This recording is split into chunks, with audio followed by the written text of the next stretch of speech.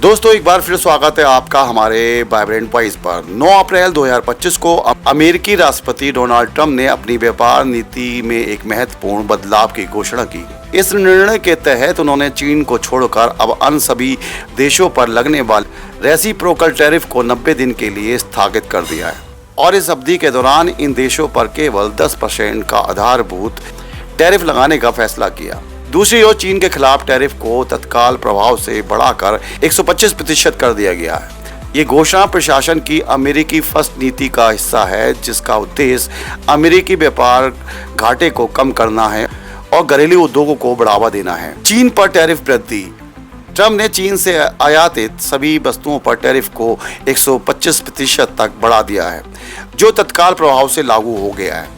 ये वृद्धि पहले से मौजूदा 20% टैरिफ और 34% रेसिप्रोकल टैरिफ के अतिरिक्त है। इसे हाल ही में लागू किया गया था। इसके बाद कुल टैरिफ में 104% से बढ़कर 125% हो गया। ट्रंप ने अपने social media platform truth social पर कहा है कि चीन ने विश्व बाजारों के प्रति जो अनादर दिखाया है, उसके आधार पर मैं तत्काल प्रभाव से चीन पर अमेरिका द्वारा लगाए गए टैरिफ को 125% तक बढ़ा रहा हूँ। हालांकि उन्होंने अन्य देशों पर टैरिफ में ढील दी है। 75 से अधिक देशों के लिए जिन्होंने अमेरिका के साथ व्यावहारिक बातचीत शुरू करने की इच्छा जताई, रेसिप्रोकल टैरिफ को 90 दिन के लिए स्थगित कर दिया है।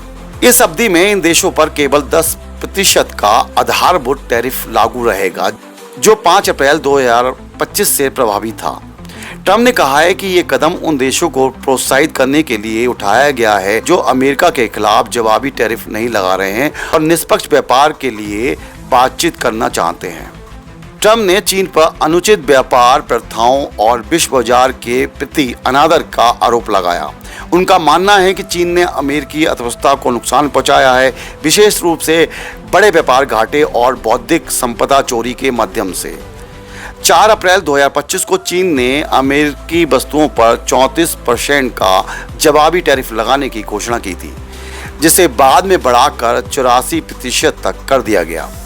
ट्रंप ने इसे अमेरिका के खिलाफ अनादर करार देते हुए अपने टैरिफ को और सख्त कर दिया।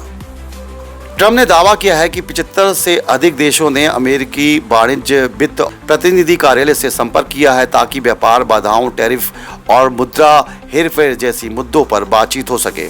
उनका कहना है कि ये स्थगन उन देशों को मौका देगा जो अमेरिका के साथ निष्पक्ष और पारस्परिक व्यापार संबंध बनाना चाहते हैं। 2 अप्रैल 2025 को घोषित रेसिप्रोकल टैरिफ योजना के बाद विश्व शेयर बाजारों में भारी गिरावट देखी गई थी। उदाहरण के लिए S&P 500 में 4 दिन में लगभग $6 ट्रिलियन का नुकसान हुआ था। इस अस्थिरता ने ट्रंप प्रशासन पर दबाव डाला, जिसके बाद उन्होंने इस फ्लेक्सिबिलिटी कदम की घोषणा की। ट्रेजरी सेक्रेटरी स्कॉट बेसेंट ने कहा है कि ये ट्रंप की रणनीति का हिस्सा था, बाजार की प्रतिक्रिया से प्रभावित नहीं। 9 अप्रैल की घोषणा के बाद अमेरिकी शेयर बाजारों में ऐतिहासिक उछाल दिखा गया। S&P 500 में 9.5 की वृद्धि हुई, जबकि डाउ जोन्स में 7% की बढ़ोतरी दर्ज की गई। इसके बाद एशियाई बाजारों में भी राहत देखी गई, जैसे कि जापान का निक्केई सूचकांक 9% ऊपर बंद हुआ। चीन ने इस कदम को एक तरफा धमकी करार दिया है और कहा है कि वह ट्रंप की टैरिफ युद्ध को अंत तक लड़ेगा। इससे दोनों देशों के बीच व्यापार युद्ध और गहरा होने की संभावना है। चीन ने पहले ही अमेरिकी वस्तुओं पर 84% तक का टैरिफ लगा दिया था और अब और सख्त कदमों की धमकी दे रहा है, जैसे दुर्लभ पृथ्वी सामग्रियों पर निर्यात नियंत्रण। यूरोपीय संघ ने अमेरिकी वस्तुओं पर $22 अरब की जवाबी टैरिफ की योजना बनाई, लेकिन ट्रंप के स्थगन के बाद इसे लागू नहीं किया गया। यूरोपियन यूनियन ने इसे आर्थिक नुकसान से बचने का अवसर बताया। कनाडा और मेक्सिको जैसे देशों ने राहत की सांस ली है, क्योंकि वे पहले से ही USMCA समझौते के तहत कुछ छूट प्राप्त कर रहे थे।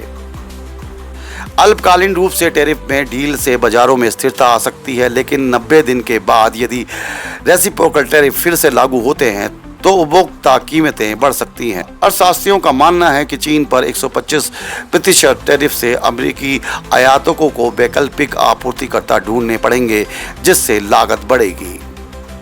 यदि चीन और अमेरिका के बीच व्यापार युद्ध बढ़ता है तो वैश्विक आपूर्ति श्रृंखलाएं प्रभावित होंगी। अन्य देश जैसे वियतनाम और भारत इसका लाभ उठा सकते हैं। हालांकि यदि 90 दिन में निष्पक्ष व्यापार समझौते नहीं होते हैं तो कई देश जवाबी टैरिफ लगा सकते हैं, जिससे वैश्विक व्यापार युद्ध छिड़ सकता है। ट्रम्प का ये कदम उनकी अमेरिकी फर्स्ट नीति को मजबूत करता है, लेकिन उनकी लोकप्रियता हाल के सर्वेक्षणों में घटी है। पर आलोचकों का कहना है कि ये रणनीति बहीन है। डोनाल्ड ट्रम्प का 9 अप्रैल 2025 का टैरिफ निर्णय ये एक रणनीतिक बदलाव है जो चीन के खिलाफ सख्ती और अन्य देशों के साथ लचीलापन दर्शाता है। ये कदम बाजारों को अस्थायी राहत दे सकता है, लेकिन दीर्घकाल अनिश्चितता बनी रहेगी। अगले 90 दिन वैश्विक व्यापार के भविष्य को निर्धारित करने में महत्वपूर्ण होंगे, खासकर ये देखते हुए कि क्या देश अमेरिका के साथ निष्पक्ष व्यापार समझौता कर पाते हैं या नहीं।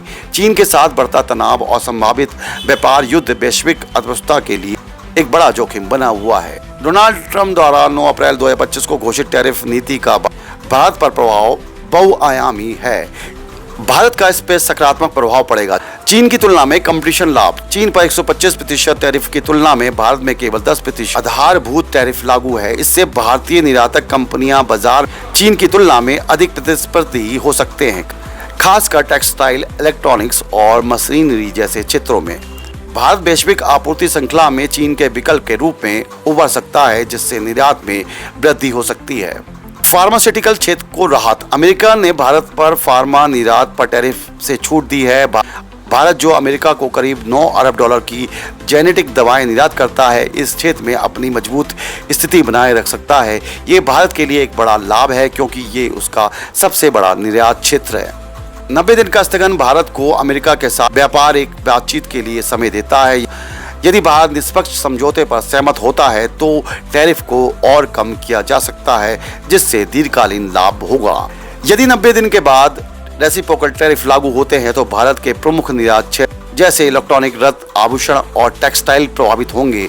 अनुमान है कि इससे भारत के निर्यात में 3% से लेकर 10% की कमी आ सकती है, जो जीडीपी के 0.2 से लेकर 0.4% के बराबर हो सकती है। इससे रोजगार पर भी असर पड़ सकता है, खासकर श्रम प्रधान उद्योग जैसे टेक्सटाइल और ज्वेलरी में। यदि अमेरिका से आयातित वस्तुओं पर भारत जवाबी टैरिफ लगाता है तो ऑटोमोबाइल्स, इलेक्ट्रॉनिक्स और उच्च स्तरीय उपभोक्ता वस्तुओं की कीमत बढ़ सकती है। इससे भारतीय उपभोक्ताओं पर महंगाई का बोझ बढ़ेगा। इसके अलावा वैश्विक आपूर्ति श्रृंखला में व्यवधान से कच्चे तेल जैसे तेल और धातु की कीमत बढ़ सकती है, जो भारत के विनिर्माण लागत को प्रभावित कर सकती है। भारत का अमेरिका के साथ व्यापार लगभग 35 से 46 अरब डॉलर है, लेकिन भारत की घरेलू मांग 6% से लेकर 7% वार्षिक विकास की दर से और विविध निर्यात बाजार इसे कुछ हद तक संतुलित कर सकता है। फिर भी निर्यात में कमी से ये अधिशेष प्रभावित हो सकता है। इलेक्ट्रॉनिक और ऑटोमोबाइल्स पर यदि टैरिफ लागू होते हैं तो इन क्षेत्रों में लागत बढ़ेगी और अमेरिकी बाजार में मांग घट सकती है। टाटा मोटर जैसे निर्माता प्रभावित हो सकते हैं। कृषि क्षेत्र में अमेरिका के सस्ते आयात पर निर्भरता कम होने से चावल, मसाले और चाय जैसे उत्पादों का निर्यात बढ़ सकता है। आईटी सेक्टर पर प्रत्यक्ष टैरिफ प्रभाव नहीं पड़ेगा, लेकिन अमेरिकी मंदी से अप्रत्यक्ष रूप से मांग प्रभावित हो सकती है। आर्थिक विकास पर असर। अर्थशास्त्रियों का अनुमान है कि टैरिफ वृद्धि से भारत की जीडीपी 0.2 से 0.4% तक में कमी आ सकती है। हालांकि यदि तेल की कीमत $70 प्रति बैरल से नीचे रहती है तो सरकार निर्यात प्रोत्साहन बढ़ाती है तो भारत अपनी 6.3 से लेकर 6.8 विकास दर को बनाए रख सकता है। तो निष्कर्ष ये निकलता है कि भारत पर ट्रम्प के टैरिफ का प्रभाव निश्चित है। अल्पकाल में निर्यात निर्भर उद्योग को नुकसान हो सकता है, लेकिन फार्मा और टेक्सटाइल जैसे क्षेत्रों को लाभ मिल सकता है। सरकार की जवाबी रणनीति जैसे अमेरिका के साथ समझौता या अन्य बाजारों में निर्यात विविधीकरण इस प्रभाव को कम कर सकती हैं। आम जनता को महंगाई और रोजगार जैसे मुद्दों का सामना करना पड़ सकता है, लेकिन यदि भारत इस संकट को अवसर में बदल सके तो ये कालीन लाभ का मार्ग प्रशस्त करेगा। आपको ये वीडियो कैसे लगी प्लीज लाइक और शेयर जरूर करें। धन्यवाद।